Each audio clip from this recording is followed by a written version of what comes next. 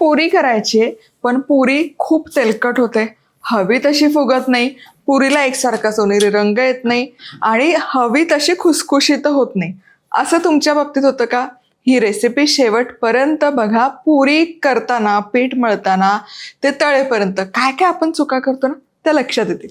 नमस्कार, मी मधुराज रेसिपी फूडीमध्ये तुम्हा सर्वांचं खूप खूप खूप मनापासून स्वागत. मस्त खमंग खुसखुशीत पुरी करणार आहोत. कमी तेलकट होणार तुम्ही जर ही मेथड फॉलो केली तर, आणि छान अशी टुम्म फुगणार आणि खुसखुशीत राहणार आणि एकसारखा सोनेरी रंग येणार याची मी तुम्हाला खात्री देते. साहित्य काय काय घेतलं ते बघूयात.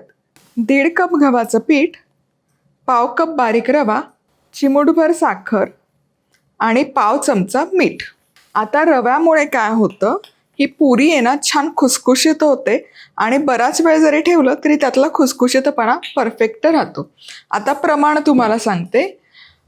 हे जेवढं जिन्नस घेतलं याला अर्धा कपला 2 चमचे जास्त पाणी लागतं. आता सगळ्यात आधी आपल्याला रवा फुलवून घ्यायचा आहे, तर इथे न भाजलेला बारीक रवा घेतला, यावर मीठ आणि साखर. साखरेमुळे त्या पुरीचं आवरण कॅरमलाइज व्हायला मदत होते आणि पुरीला रंगही छान येतो. आता यामध्ये घालूयात पाणी, अर्धा कप आणि वर 2 चमचे. इतकं पाणी अगदी पुरेसं आहे. हे मिसळून घ्यायचं आणि या पाण्यामध्ये रवा अगदी 5 मिनिटं फुलण्याकरता ठेवूयात, म्हणजे तो गव्हाच्या पिठामध्ये एकसारखा मिसळला जातो आणि पुरीचं आवरण कमाल होतं, तुम्हाला सांगते.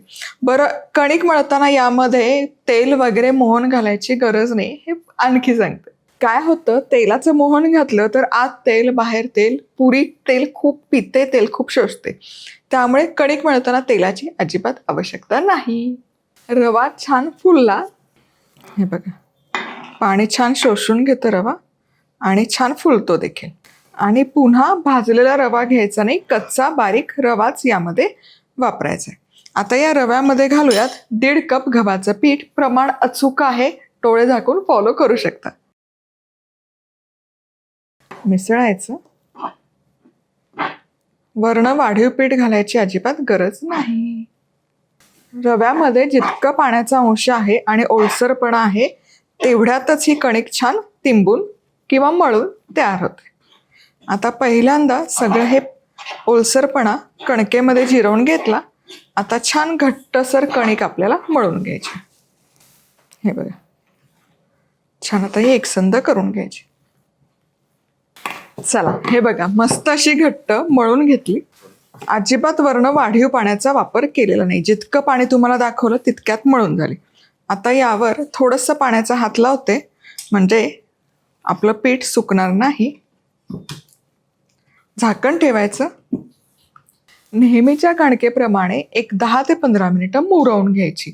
बरं, तुम्हाला सांगते, सैल अजिबात मळू नका. जितकी तुम्ही सैल मळाल तितकं त्यामध्ये पाण्याचा अंश राहतो आणि पुरी जेव्हा तळतो तेव्हा ते खूप जास्त तेल शोषून घेतं. त्यामुळे हलकीशी घट्टसरच ठेवायची. बरोबर 15 मिनिटं कणिक मुरण्याकरता ठेवली. बघा, छानच झाली कणिक. आणि आपण ते वरण पाणी लावलं ना, त्यामुळे त्यावर अजिबात कोरडापणा आला नाही आणि जितकी पुरीसाठी आवश्यक असते तितकी मवारी पण त्याला आली. आता थोडंसं यावर तेल, अगदी अर्धा चमचा, फक्त हाताला चिकटू नये म्हणून, आणि याचे एकसारखे 3 भाग करून घेऊया. आता पुरी लाटत असताना तुम्हाला सांगते, पुढची महत्त्वाची टीप, अजिबात सुक्या पिठाचा वापर करायचा नाही. सुक्या पिठाचा वापर करावा लागत असेल याचा अर्थ तुमचं कणिक सगळी गणलेली आहे, फसलेली आहे.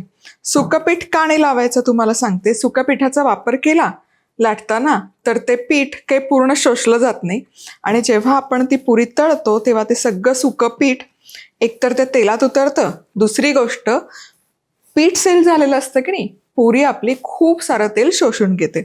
त्यामुळे खूप जर तुमची सैल कणिक झाली असं तुम्हाला वाटलं तर सगळ्यात पहिले आणि महत्त्वाचं, थोडं सुकं पीठ घाला आणि ते ॲडजस्ट करून या, मग मळा. तर बघा, हे एकसारखा उंडा तयार केला. आता याची एक मोठी पोळी लाटून घेते.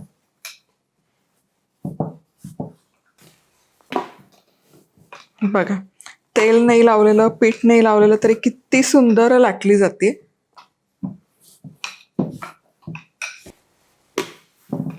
आता पुढची आणि महत्वाची टीप, पुरी खूप पातळ नका करू. आपल्याला पापडी नाही करायची, पुरी फुगली पाहिजे की नाही. त्यामुळे खूप जाडही नको. खूप जाड जरी ठेवली ना, पुरी नंतर खायला फार वातड लागते आणि खूप पातळही लाटायची नाही. परफेक्ट अशी मध्यम कन्सिस्टन्सीची लाटून घ्यायची. हे बघा, छान एकसारखी लाटून झाली. खूप पातळही नाही, खूप जाडही नाही. आता एखादं झाकण किंवा मी ग्लास घेते आणि पुरी तयार करूया.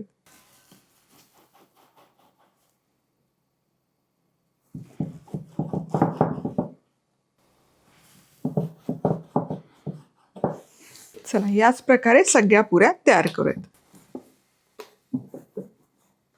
ही पुरी पाडून झाली ना की कड फक्त एकसारखी करायची, कारण कड हलकीशी जाड राहते. अशी आपण पुरी पाडून घेतली की. चला, आता पुरी तळूयात.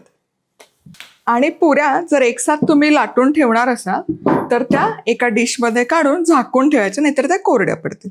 चला, आता पुऱ्या तळून घेऊयात. पुढची आणि महत्वाची गोष्ट म्हणजे पुरी तळत असताना तेलाचा ताप व्यवस्थित हवा. तेल जर व्यवस्थित तापलं नसेल, अगदी मंद आचेवर असेल तर काय होतं ना, पुरी एकतर पहिली गोष्ट फुगत नाही, दुसरी गोष्ट पचपचीत तेल शोषते, पिऊन घेते. त्यामुळे तेलाचा ताप परफेक्ट हवा. मोठ्या आचेवर तेल गरम करा आणि हवं तर मग एकसारखा ताव ठेवून म्हणजे मध्यम आचेवर एकसारख्या पुऱ्या तळून घ्या. आता इथे तेल व्यवस्थित गरम झालं. पुरी तेलात सोडत असताना आहे ना, जी बाजू आपण खाली ठेवली ना, ही बाजू ओलसर बाजू आधी तेलामध्ये सोडायची. याचं कारण मी तुम्हाला सांगते, पण आधी आपण पुरीवर फोकस करूयात. वा, बघा टुम्मकन फुगली की नाही. आ हा हा, एकदम चेंडूसारखी फुलली आहे. आणि आता हा हा हा हा उलटवूयात. काय सुरेख बहारदार रंग आलाय, तुम्ही बघाल. क्या बात आहे. पहिलीच पुरी आहे आणि काय कमाल फुगली.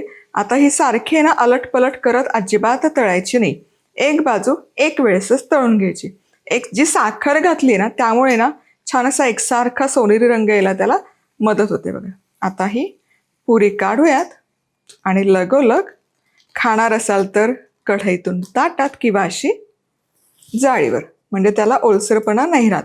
गरम वाफ इकडे तिकडे. काय फुगली आहे, पण चेंडूसारखी अगदी फुगली की नाही. चला, पुढची पुरी पण सोडूयात. वा वा वा वा, बहारदार. एकूण एक पुरी टुम्मकन फुगते बघा.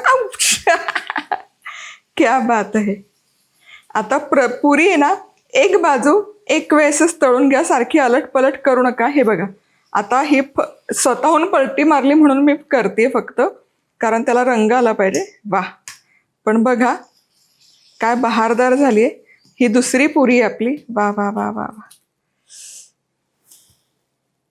कमाल. तेलामध्ये सोडताना आता मी तुम्हाला म्हणलं ओलसर बाजू खाली सोडायची. त्याचं कारण तुम्हाला सांगते.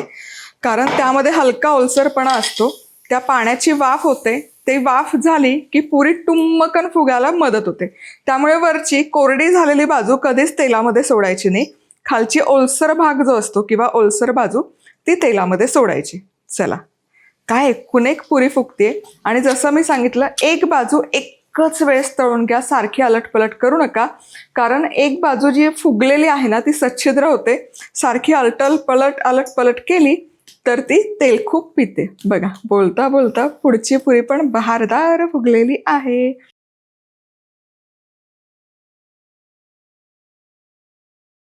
आता या पुऱ्या अशाच ठेवल्या तरी अशा छान फुगलेल्या राहतात. सुरकुत्या पडत नाही, मान टाकत नाही आणि दिवसभर जरी ठेवल्या तरी अशाच राहतात. तुम्हाला सांगते, करून बघा आणि सांगा कसं झालंय ते.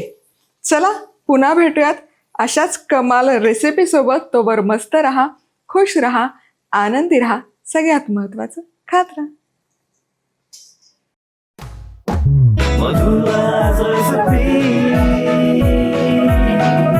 मधुराज रेसिपी, महाराष्ट्राची अस्सल चव.